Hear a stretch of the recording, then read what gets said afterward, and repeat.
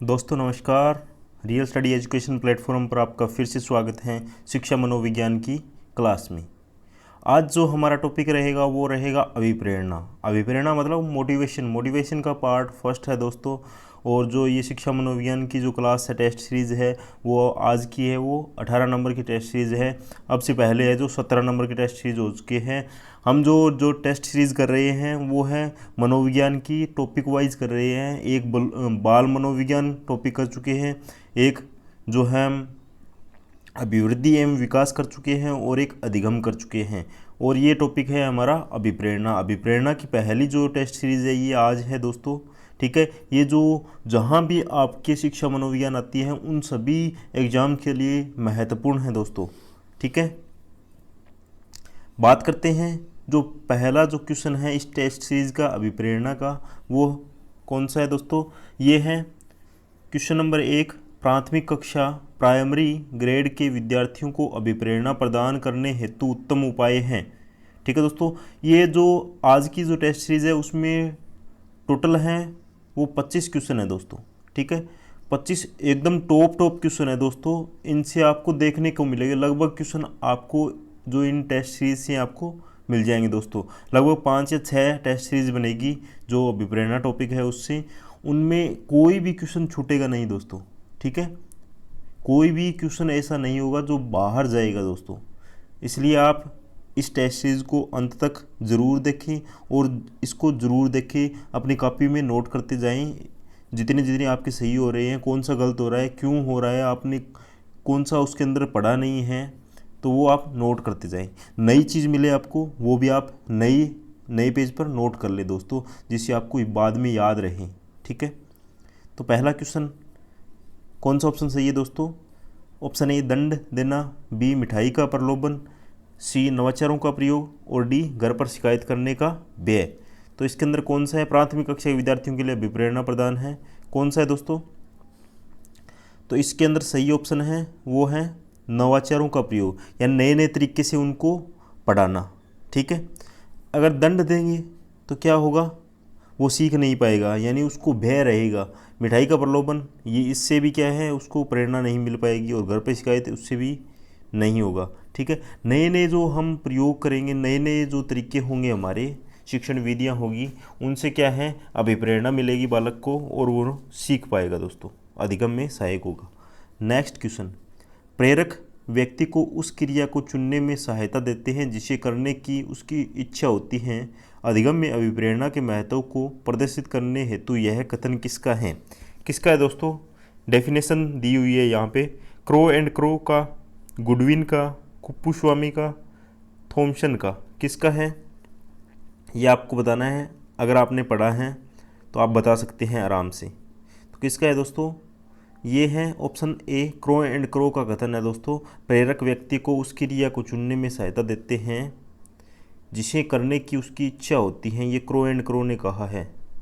Next question, अभिप्रेरणा से संबंधित व्यवहार का लक्षण है, कौन सा है।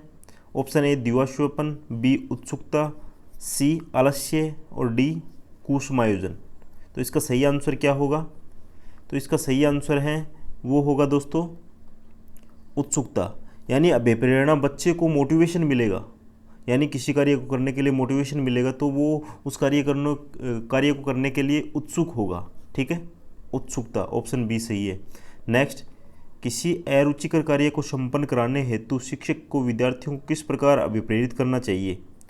ए पिटाई का डर दिखाकर, बी परीक्षा में फेल करने की धमकी देकर, सी घर पर शिकायत का भय दिखाकर, और डी छात्रों को समय समय पर उसकी सफलता व प्रगति के बारे में बताकर। तो इसमें आपको सीधा सीधा पता चल रहा है, जो पहला हमारा 1 नंबर का क्वेश्चन था उसके अंदर जो प्राथमिक स्तर के बालकों के लिए बोला गया था, उसी प्रकार के ऑप्शन इसके अंदर हैं, पर इसमें प्राथमिक स्तर न देकर सीधा कहा गया है।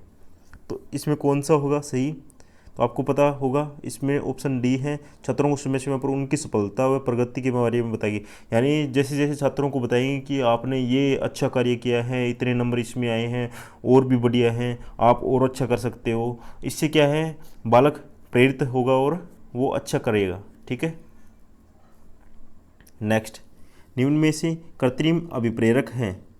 Option A award, B appreciation, C है दी पनिशमेंट और डी है उपयुक्त सभी। तो कौन सा ऑप्शन सही है दोस्तों? इसके अंदर क्या है, ये सारे के सारे क्या हैं, कृत्रिम अभिप्रेरक हैं। ठीक है, कृत्रिम अभिप्रेरक यानी जो जैसे अध्यापक हैं, शिक्षक हैं, वो कोई भी प्रेरक यानी जैसे कोई इनाम दे रहा है या फिर कोई टॉफ़ी दे रहा है, ये सारे के सारे क्या है, अभिप्रेरक है एक प्रकार से।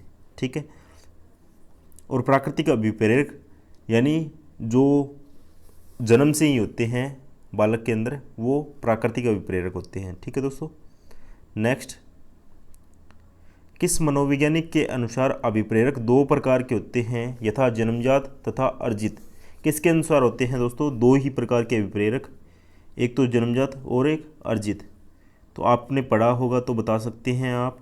तो इसका सही आंसर है option A Blair M Simpson, B Great, C Herzberg Maslow और डी है थॉमसन। तो कौन सा ऑप्शन सही है दोस्तों? तो इसका सही आंसर है वो है जो हर्जबर्ग मास्लो हैं, उन्होंने दो अभिप्रेरक बताए हैं, जन्मजात व अर्जित। ठीक है, नेक्स्ट, अब उपलब्धि अभिप्रेरणा सिद्धांत किस मनोविज्ञानी का है, किसने दिया है दोस्तों? थॉर्नडाइक ने दिया है या फिर MC क्लैंड ने दिए हैं या सिम्पसन ने दिए हैं या फिर डोंगलसेन हॉलैंड ने दिए हैं? किसने दिया है दोस्तों? तो इसका सही आंसर क्या है? तो इसका सही है उपलब्धि अभिप्रेरणा सिद्धांत है वो सिम्पसन ने दिया है दोस्तों। नेक्स्ट, निम्न में से कौन सी अभिप्रेरणा की विधि नहीं है? अभिप्रेरणा की विधि कौन सी नहीं है? ए पाठ में रुचि उत्पन्न करना, बी बालकों में प्रतिद्वंद्विता की भावना का विकास, सी अच्छे कार्यों के लिए बालकों की प्रशंसा करना, डी उपयुक्त में से कोई नहीं। कौन सा ऑप्शन सही है? तो इसके सही ऑप्शन की बात करें तो सही ऑप्शन है वो है उपयुक्त सभी। ठीक है दोस्तों, उपयुक्त सभी हैं इसमें अंदर। अभिप्रेरणा की विधि ये सारे के सारे नहीं हैं। ठीक है, नेक्स्ट, प्रेरणा छात्र में रुचि उत्पन्न करने की कला है, अधिगम में अभिप्रेरणा के महत्व को दिग्दर्शित करने वाला यह कथन है। किसका है दोस्तों? जो मनोवैज्ञानिक दे रखे हैं, एक तो है क्लासमियर एवं गुडविन का, थॉमसन का, क्रो एंड क्रो का, फ्रेंडसन का। किसका है? प्रेरणा छात्र में रुचि उत्पन्न करने की कला है, किसका कथन है दोस्तों? तो इसका सही आंसर है वो है थॉमसन का। थॉमसन का ये कथन है। नेक्स्ट, निम्न में से मनोवैज्ञानिक अभिप्रेरक हैं, मनोवैज्ञानिक अभिप्रेरक कौन सा है?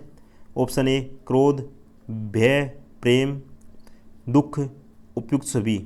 कौन सा जो है मनोवैज्ञानिक अभिप्रेरक हैं? तो इसके अंदर जो सारे के सारे हैं वो अभिप्रेरक हैं, वो मनोवैज्ञानिक अभिप्रेरक है दोस्तों। क्रोध भी मनोवैज्ञानिक है, भय, प्रेम, दुख, ये तीनों ऑप्शन हैं वो मनोवैज्ञानिक अभिप्रेरक हैं। ठीक है, नेक्स्ट, निम्न में से अधिगम सीखने के लिए सर्वाधिक महत्वपूर्ण कारक हैं। ऑप्शन ए अभिप्रेरणा, बी अच्छा शैक्षिक वातावरण, सी शिक्षण विधि और डी शिक्षक। तो जो अधिगम है उसके लिए सर्वाधिक महत्वपूर्ण कारक कौन सा है? तो आपको पता होगा जो अभिप्रेरणा है वो सर्वश्रेष्ठ होती है अधिगम के लिए। ठीक है, अधिगम के लिए अभिप्रेरणा सबसे उत्तम मार्ग है। ठीक है, नेक्स्ट, निम्न में से आंतरिक अर्थात स्वाभाविक अभिप्रेरक हैं, स्वाभाविक यानी जिसे बोलते हैं प्राकृतिक अभिप्रेरक, वो कौन सा है? ऑप्शन ए भय, बी आदत, सी अनुकरण, डी प्रशंसा। तो इसका सही आंसर क्या है? तो वो जो आंतरिक अभिप्रेरक है वो है अनुकरण। अनुकरण क्या होता है दोस्तों? अनुकरण खुद का होता है, यानी बालक खुद स्वयं से करता है। प्रशंसा दूसरों द्वारा की जाती है, आदत बाद में होती है और भय भी बाद में आता है दोस्तों। जब बालक जन्म लेता है उसमें कोई भी भय, किसी भी प्रकार का भय नहीं होता है, वो किसी से भी नहीं डरता है दोस्तों, न ही उसके अंदर आदत होती है। वो धीरे धीरे अनुकरण उसके अंदर शुरू में होता है। जिस प्रकार से हम कोई कार्य करते हैं तो वो हमको देख के क्या है उसके जैसा करने का प्रयास करता है दोस्तों। नेक्स्ट, गेरेट ने अभिप्रेरकों के कितने प्रकार बताए हैं? गेरेट के अनुसार अभिप्रेरकों के प्रकार कितने हैं? तो आपने पढ़े होंगे तो 3 प्रकार के हैं, ठीक है, 3 प्रकार के हैं। नेक्स्ट, अभिप्रेरणा के मूल प्रवृत्ति सिद्धांत के प्रतिपादक कौन हैं? Option A Lorenz, Jung, Maslow, McDougall. तो मूल प्रवृत्ति सिद्धांत किसने दिया है? तो वो दिए हैं विलियम मैकडूगल ने, ठीक है दोस्तों, विलियम मैकडूगल ने। नेक्स्ट, अभिप्रेरणा अधिगम का सर्वोत्कृष्ट राजमार्ग है, यह कथन है किसका है दोस्तों? बहुत ही इंपॉर्टेंट क्वेश्चन है, बार बार रिपीट होता है ये। जोन्स ने, ब्लेयर ने, स्किनर ने, सिम्पसन ने, किसने ये कहा है प्रेरणा अधिगम का सर्वोत्कृष्ट मार्ग है? तो आपको पता होगा, तो ये स्किनर ने कहा है दोस्तों, स्किनर ने कहा है प्रेरणा अधिगम का सर्वोत्कृष्ट राजमार्ग है। रट लेना दोस्तों, बार बार पूछा जाता है, हर एग्जाम में आता है, जहाँ पर शिक्षा मनोविज्ञान आता है तो वहाँ पर ये क्वेश्चन बार बार रिपीट होता है दोस्तों। नेक्स्ट, ऐसा कौन सा अभिप्रेरणा का सिद्धांत है जो कि संकल्प शक्ति पर बल देता है? ऑप्शन ए शारीरिक सिद्धांत, बी मनोविश्लेषणात्मक सिद्धांत, सी ऐच्छिक सिद्धांत और डी उपयुक्त सभी। कौन सा सही है इसके अंदर? तो इसके अंदर है वो संकल्प शक्ति पर बल देने वाला है, वो है ऐच्छिक सिद्धांत, ठीक है दोस्तों, ऐच्छिक सिद्धांत।